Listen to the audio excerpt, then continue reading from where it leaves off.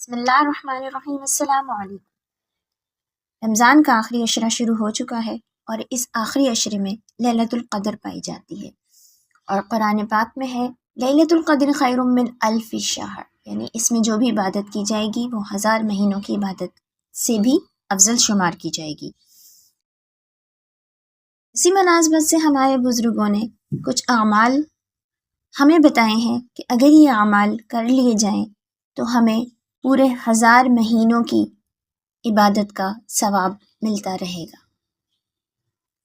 پہلا عمل، نماز کے اندر، نفل نماز کے اندر کم سے کم 10 آیات یا 100 آیات یا اپنی استطاعت کے مطابق قرآن کو پڑھیں۔ اگر یہ نماز آپ کی لیلۃ القدر میں ادا ہو گئی تو 84 سال تک، تقریباً 84 سال تک اس عمل کا ثواب ملے گا کہ یہ عمل 84 سال تک ہم نے کیا۔ دوسرا عمل، سورۃ الاخلاص کو 3 مرتبہ پڑھنا۔ سورۃ الاخلاص کو 3 مرتبہ پڑھنا ایک قرآن کے ثواب کے برابر ہے۔ تیسرا عمل، سورۃ البقرہ کی آخری آیات پڑھنا۔ سورۃ البقرہ کی آخری 2 آیات کو لیلۃ القدر میں اگر پڑھ لیا تو گویا 30,000 راتوں کے قیام کا اجر مل جائے گا۔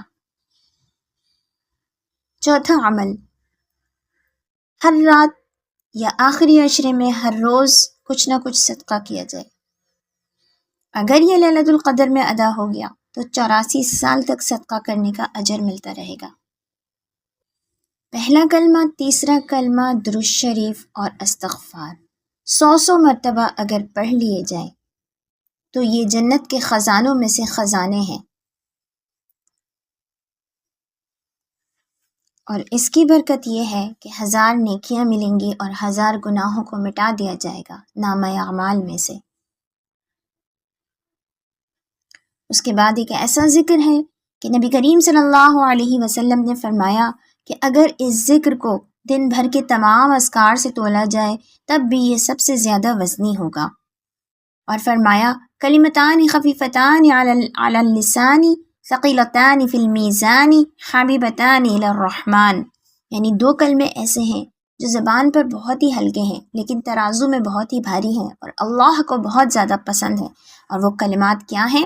سبحان اللہ و بحمدہ عدد خلقہ و رضا نفسہ و زنۃ عرشہ و مداد کلماتہ۔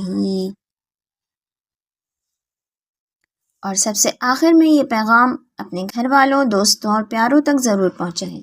جو شخص آپ کی وجہ سے کوئی ایک عمل بھی کر لے گا تو آپ کو اس کے برابر کا ثواب ملے گا، اور اس کے ثواب میں، اجر میں کوئی کمی واقع نہیں ہوگی۔